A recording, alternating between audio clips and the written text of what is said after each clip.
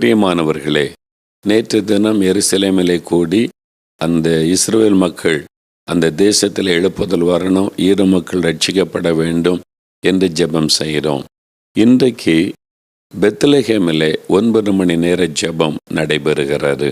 இன்றைக்கு காலையில் இந்த ஜெபம் ஆரம்பித்து மாலையில் முடிவடையும். நீங்களும் எங்களோடு கூட சேர்ந்து ஜெபிக்க உங்களை அன்பாய் நான் அழைக்கிறேன். இந்த பலஸ்தீன தேசம் என்பது அதிகமான இஸ்லாமிய மக்கள் இருக்கிறாங்க.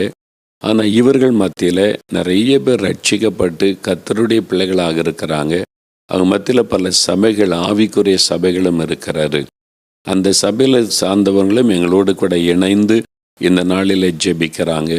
நீங்களும் எங்களோடு கூட சேர்ந்து இந்த பலஸ்தீன மக்கள் மத்தியில் எழுப்புதல் உண்டாக ரட்சிக்கப்பட கருத்தாக நீங்கள் ஜெபிக்கணும்.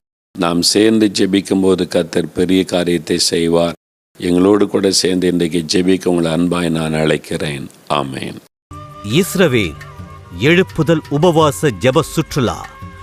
பெத்லகேம் 9 மணி நேர உபவாச ஜெபம். பெத்லகேம் இயேசு பிறந்த ஊர். இயேசு பாலகனாய் பிறந்த பெத்லகேமில் உள்ள அராரத் ஹோட்டலில் வைத்து செப்டம்பர் 24ஆம் தேதி சனிக்கிழமை இந்திய நேரப்படி காலை 11:20 மணி முதல் மாலை 8:20 மணி வரை 9 மணி நேர உபவாச ஜெபம் இயேசு விடுவிக்கிறார் ஊழியத்தின் மூலமாக நடைபெறுகிறது.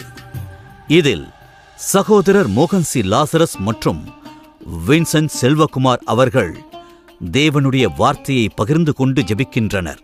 இஜெபம் முழுவதும் இயேசு விடுவிக்கிறார் வெப் டிவியில் நேரடியாக ஒளிபரப்பப்படுகின்றது.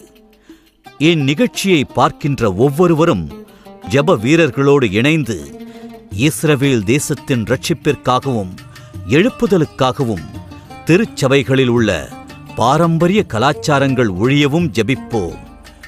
மாபெரும் எழுப்புதலை கர்த்தர் கட்டளையிடுவார்.